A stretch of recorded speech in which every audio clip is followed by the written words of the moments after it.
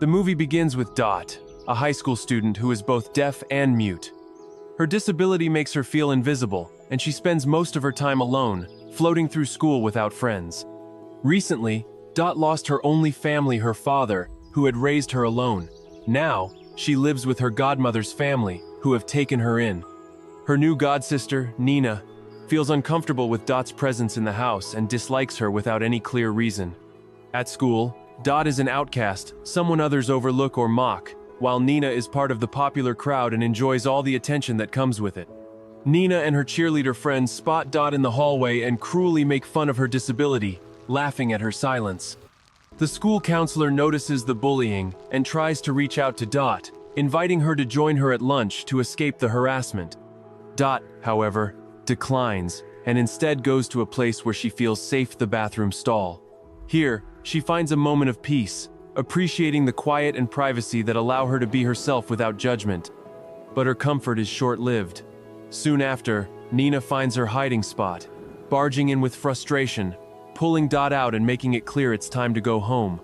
Back at their house, Nina's mother, Olivia, tries to bridge the gap, encouraging Nina to be kind and help Dot feel welcome. Olivia explains that Dot has been through so much and needs support. But Nina is uninterested. She feels no connection to Dot and sees her as an unwanted addition to her life. In her mind, it wasn't her decision to take Dot in, and she doesn't see why she should make any effort to make her feel at home. That evening, when Nina's father, Paul, comes home, he finds Olivia passed out in the living room.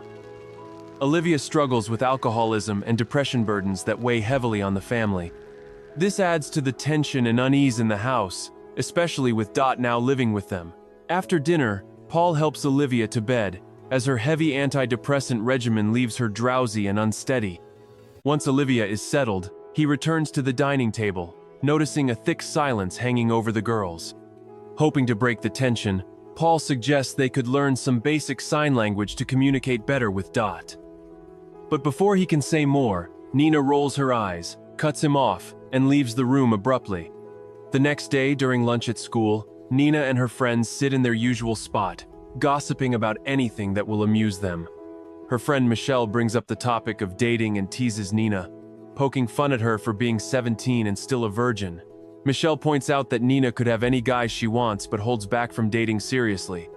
Nina brushes off the teasing with a shrug, unwilling to reveal her own reasons. Meanwhile, Dot, wandering the school hallways alone, stumbles upon the empty music room. Seeing the piano, she feels a familiar pull and sits down to play. She used to practice the piano back when she could still hear, and though she can no longer hear the notes, her fingers glide over the keys with a practiced grace, producing a melody that fills the room. Connor, one of the popular boys, happens to pass by and stops when he hears the music. Mesmerized by Dot's playing, he watches her for a while, captivated by her skill and focus. Before long, his friend calls him back to reality, and he walks away. Later, Dot runs into Nina in the school bathroom. She tries to keep to herself, but Nina decides to engage, insisting on putting lipstick on Dot. Dot hesitates, but for a moment, she thinks Nina might actually be trying to connect with her. However, when she glances in the mirror, she realizes Nina has smeared the lipstick around her lips on purpose, making her look ridiculous. Any hope of bonding fades as Dot stares at her distorted reflection. That night, Dot lies awake, her mind flooded with memories of her father. She feels the familiar ache of loneliness and decides to step outside for some fresh air. As she wanders the hallway, she notices Nina's bedroom door open. She peeks inside and what she sees shocks her to the core. Nina and her father, Paul, are together in bed. Horrified, Dot quickly retreats to her room, her heart racing with confusion and fear. The next evening at dinner, Nina casually asks her parents for permission to stay overnight at her friend Michelle's. Paul firmly refuses, but Olivia, trying to support Nina, encourages her to go. As Paul holds his ground, Nina suddenly runs her foot up his leg under the table, attempting to seduce him into allowing her. Paul remains silent, which Nina takes as permission, and she immediately calls Michelle to make plans. Frustrated, Paul later confronts Olivia, annoyed by how she consistently undermines his decisions. They exchange tense words before he walks away from the table. Later, when Olivia is alone, Dot quietly hands her a note asking if she can go to the movies.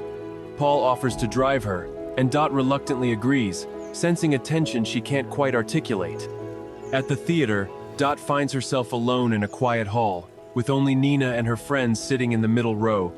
Connor notices Dot sitting by herself and considers approaching her, but his friends pull him back, dissuading him. Nina glances in Dot's direction and, for a moment, seems to feel a pang of sympathy, but she quickly masks it.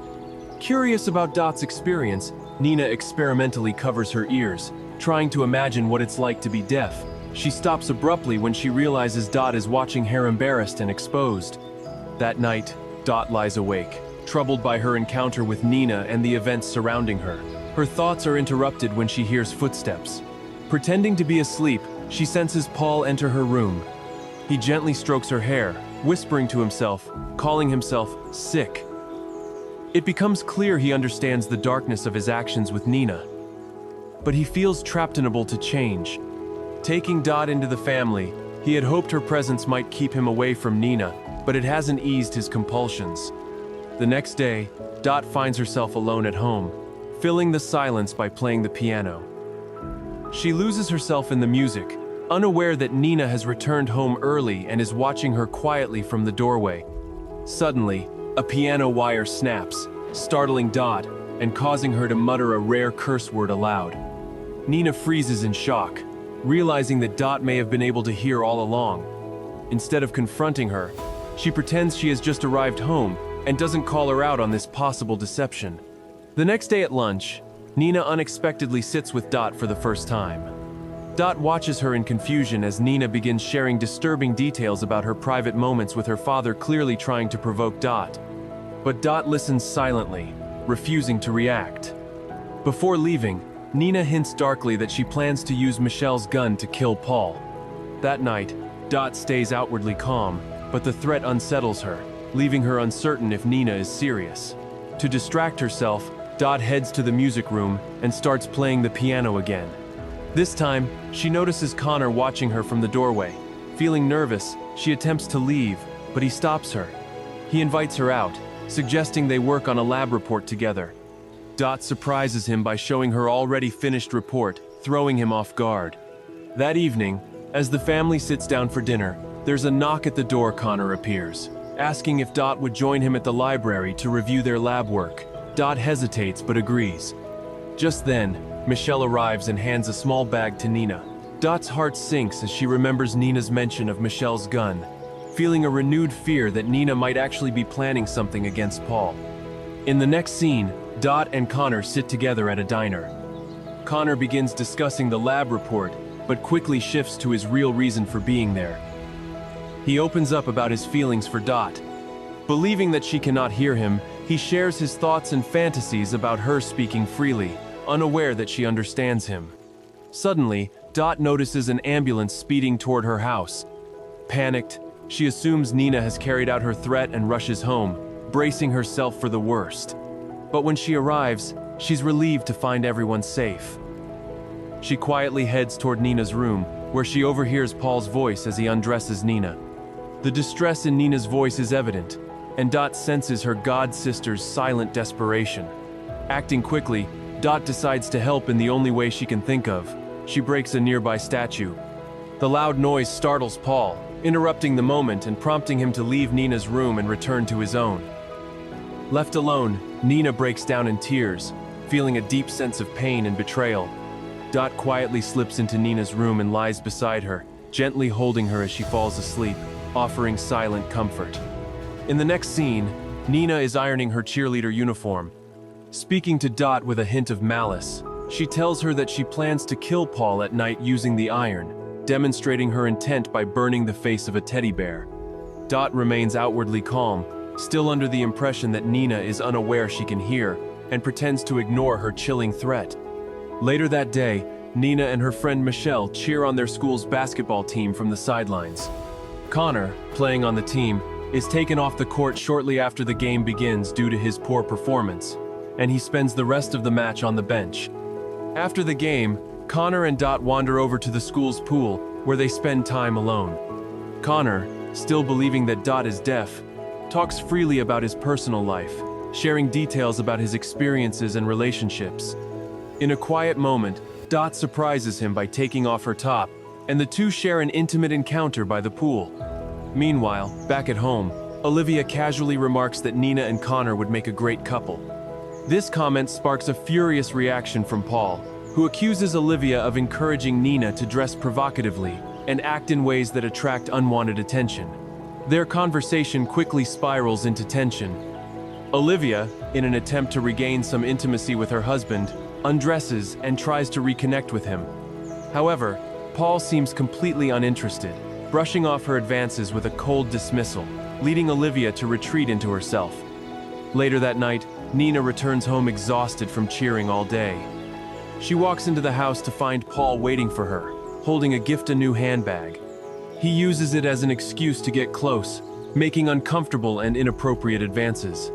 In a brief cutaway, we see Olivia awake in her bedroom, fully aware of what's happening. She hears the tension between them but chooses to remain silent, paralyzed by the situation. Seizing the moment, Nina tells Paul to close his eyes, claiming she has a surprise for him.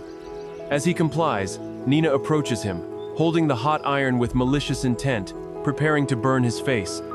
Just as she's about to strike, the door opens unexpectedly, and Dot returns home, interrupting the moment. The tension in the room breaks, and Nina quickly pulls back. Thinking fast, she blurts out that she's pregnant, shocking Paul with the implication that he could be the father of his own grandchild. Paul is disturbed by the news. He listens as Nina calmly asks him for $10 to take care of it. Though shaken, Paul agrees to give her the money the following day, his mind racing with the weight of the situation. The next day, Nina quietly enters Dot's room, sitting beside her and admitting, with rare vulnerability, that she wasn't brave enough to go through with hurting Paul. This brief moment of honesty between the two girls feels like a fragile connection, a fleeting glimpse of understanding in the midst of chaos. As preparations for the school dance unfold, Nina lends Dot a dress, helping her get ready for the night.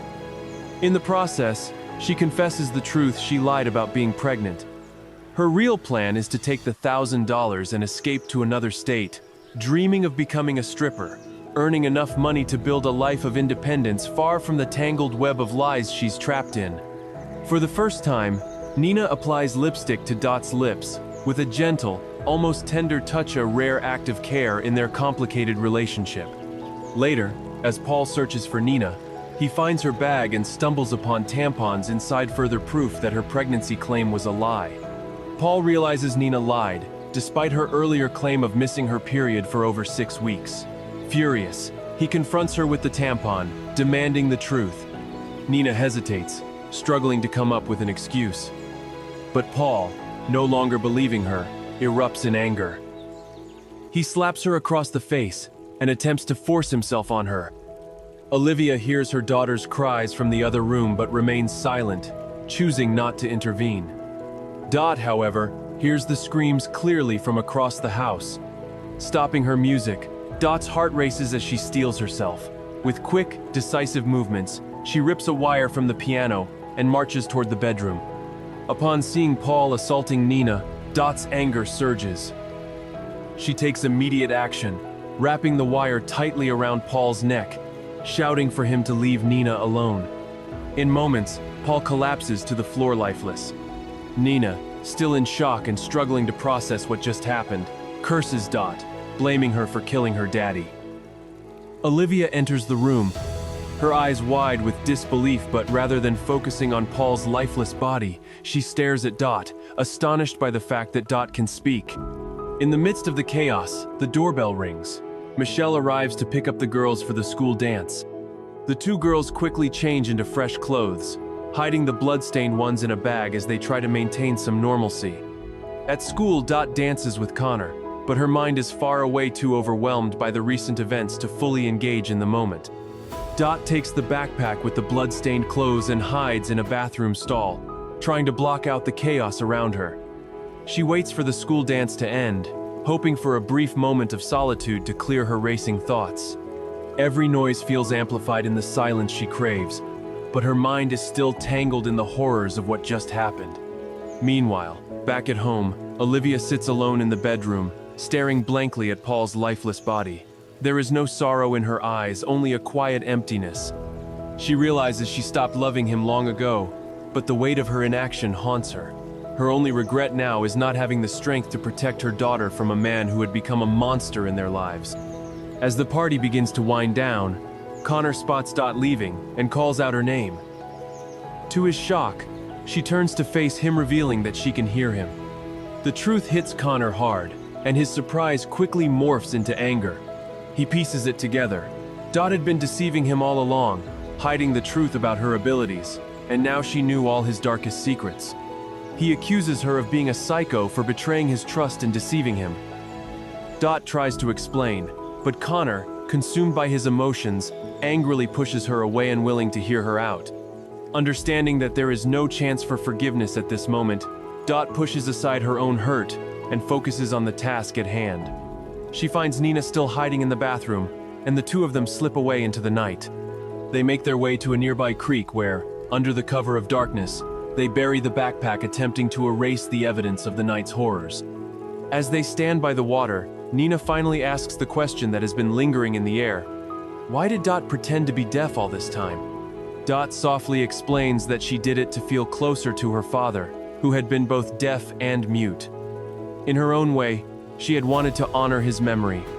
The girls hurry home only to find their house surrounded by flashing police lights. Officers are escorting Olivia outside in handcuffs, her face blank, devoid of emotion. Shocked and confused, Dot and Nina stand frozen, watching as the scene unfolds. The officers ask Olivia what happened, and without hesitation, she calmly admits to killing Paul. In the quiet that follows, she turns to Nina, her voice soft but sincere, offering a heartfelt apology. The police assume it's regret for taking Nina's father's life, but Nina, in the silence between them, understands it as something deeper, a silent acknowledgement of the years of pain and neglect Olivia allowed to happen under their roof. Dot and Nina stand side by side, both staring at the police car that drives Olivia away into the night. Comment, subscribe, and turn on the bell notification to notify you when we post another recap. Thanks for watching. Stay tuned for the next recap.